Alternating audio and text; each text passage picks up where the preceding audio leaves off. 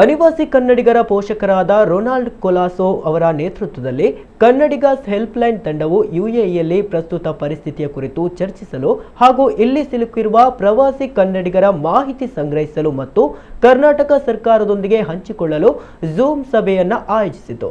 ಯುಎಇಯಲ್ಲಿರುವ ಎಲ್ಲ ಅನಿವಾಸಿ ಕನ್ನಡಿಗರು ಸುರಕ್ಷಿತವಾಗಿದ್ದು ಇಲ್ಲಿನ ಸರ್ಕಾರ ಎಲ್ಲ ಅನಿವಾಸಿಗಳ ಸುರಕ್ಷತೆಯನ್ನು ಸಮರ್ಪಕವಾಗಿ ಕಾಪಾಡ್ತಾ ಇದೆ.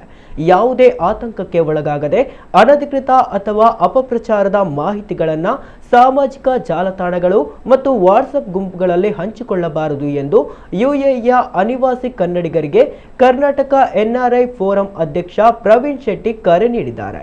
ವಿಧಾನ ಪರಿಷತ್ ಸದಸ್ಯ ಎಸ್ಎಲ್ ಬೋಜೇಗೌಡ, ವಿಧಾನ ಪರಿಷತ್ ಸದಸ್ಯೆ ಕೆಎನ್ಆರ್ಐ ಉಪಾಧ್ಯಕ್ಷೆ ಆರತಿ ಕೃಷ್ಣ, ಬಿಸಿಸಿಐ ಯುಎಇ ಅಧ್ಯಕ್ಷ ಇದಾಯತ್ ಅಡ್ಡೂರು, ಕರ್ನಾಟಕ ಸಂಘ ದುಬೈ ಅಧ್ಯಕ್ಷ ಶಶಿಧರ ನಾಗರಾಜಪ್ಪ ಮೊದಲಾದವರು ಪ್ರತಿಕ್ರಿಯೆ ನೀಡಿ ಕನ್ನಡಿಗರ ರಕ್ಷಣೆಗೆ ಬದ್ಧ ಎಂದು ಹೇಳಿದ್ದಾರೆ.